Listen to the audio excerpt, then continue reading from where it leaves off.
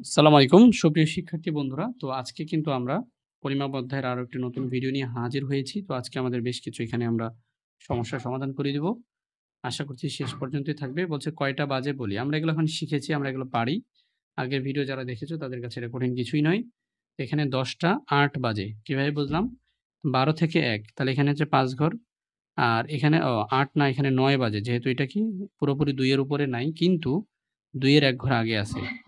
তো এখানে ৫ ঘর পূর্ণ হয়েছে আর এবং এখানে ৪ ঘর তাহলে ৯। তাহলে ১০টা ৯ বাজে।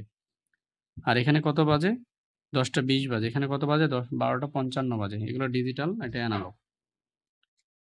এখন সঠিক উত্তরটিতে টিক চিহ্ন দেই।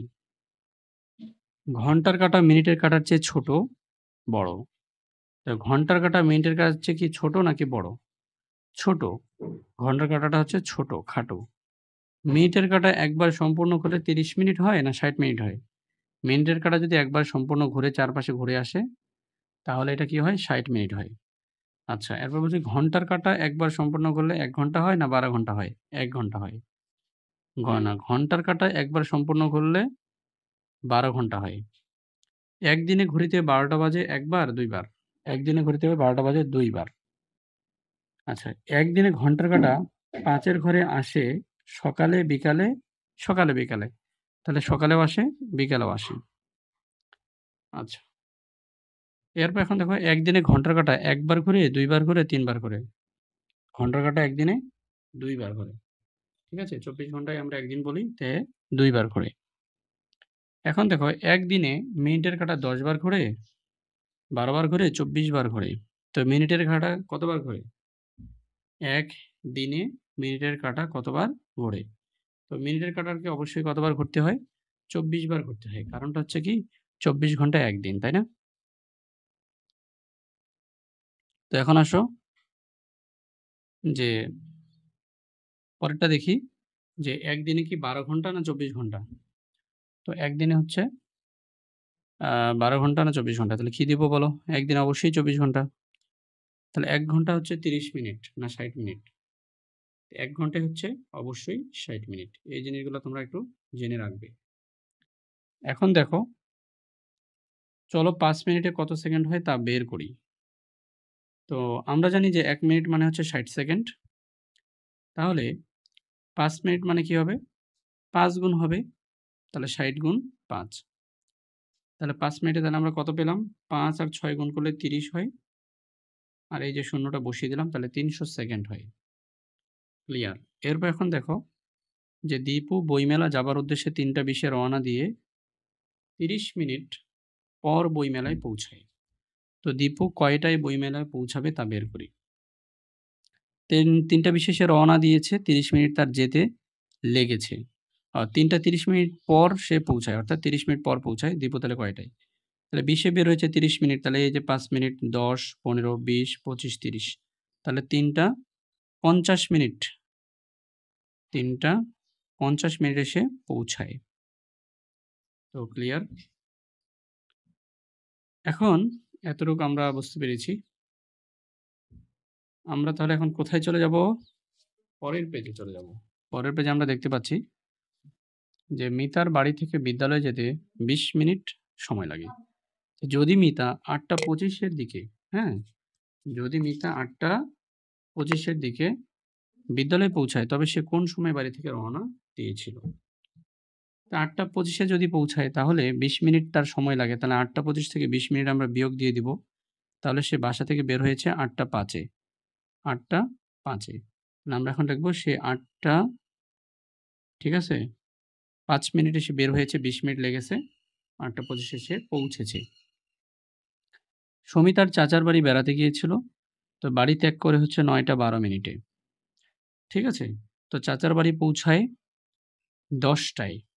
৯টা ১২ না, ৯টার দিকে বের হয় আরকি। যেহেতু ১২ র উপরে মিনিটের কাঁটা তার মানে সমান ৯টা বাজে। ৯টার দিকে বের হয় এবং চাচার বাড়ি পৌঁছায় যখন তখন ১০টা বাজে। ঠিক আছে? এই যে ১০টা। এবং তারপরে চাচার বাড়ি আবার ত্যাগ করে কয়টায়? এই যে ৩টা এবং ৪টার মাঝামাঝিতে আছে এবং মিনিটের কাঁটা দেখতেছি ৬ এ আছে। তো ৬ এ মানে হচ্ছে কি ৩০ মিনিট। তার মানে ৩টা ৩০ মিনিটে চাচার বাড়ি ত্যাগ করে বা এটাকে ৩:৩০ বলা যায়। বাড়ি ফিরে আসে। বাড়ি ফিরে আসতে আবার কতক্ষণ সময় লাগে? ১ ঘন্টা। আমরা যাওয়ার সময় দেখেছি যে ১ ঘন্টা লেগেছে, তাই ফেরার সময় ১ ঘন্টা লাগবে, অর্থাৎ 4:30। এখন স্বামী বাড়ি ত্যাগ করার কত সময় পর চাচার বাড়ি পৌঁছায়? তো আমরা দেখেছি যে ৯ টায় বের হয়েছে, ১০ টায় পৌঁছেছে, তাহলে ১ ঘন্টা পরে। স্বামী কয়টায় বাড়ি ফিরে আসে? তো স্বামী ফিরে আসে কয়টায়? ৪:30 মিনিটে আমরা দেখতে পাচ্ছি। তো মোটামুটি স্বামী কতক্ষণ চাচার বাড়িতে ছিল? তাহলে সে ১০ টায় গিয়ে পৌঁছায় এবং সে চাচার বাড়ি ত্যাগ করে হচ্ছে ৩:৩০ টায়, তাই না? তাহলে আমরা এখন গুনি।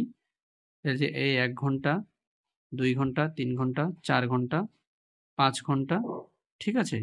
তাহলে ৫.৫ ঘন্টা। তাহলে উত্তর হবে কি, স্বামী কতক্ষণ চাচার বাড়ি ছিল? ৫ ঘন্টা ৩০ মিনিট বা ৫.৫ ঘন্টা।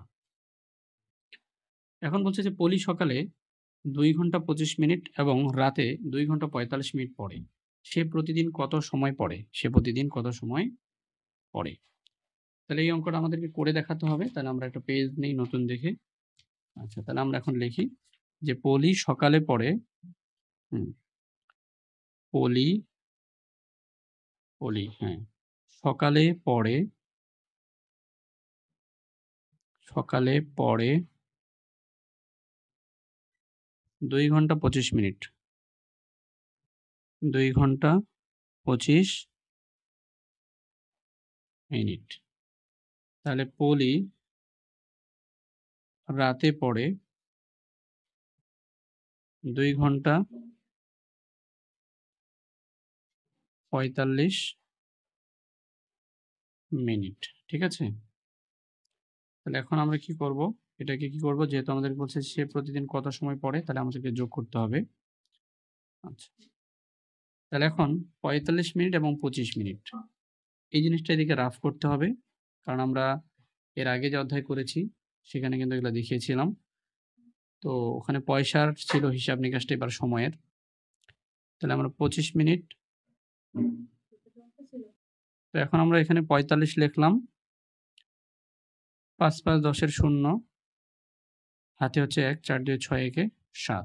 তাহলে কত হচ্ছে? ৭০ মিনিট হচ্ছে। আমরা কিন্তু জানি যে ৬০ মিনিটে ১ ঘন্টা হয়। তাই আমরা এখান থেকে ৬০ বিয়োগ করে দিব। তো ৭০ থেকে ৬০ গেলে কত? ১০। তাহলে আমরা এখানে লিখব ১০ মিনিট। ঠিক আছে?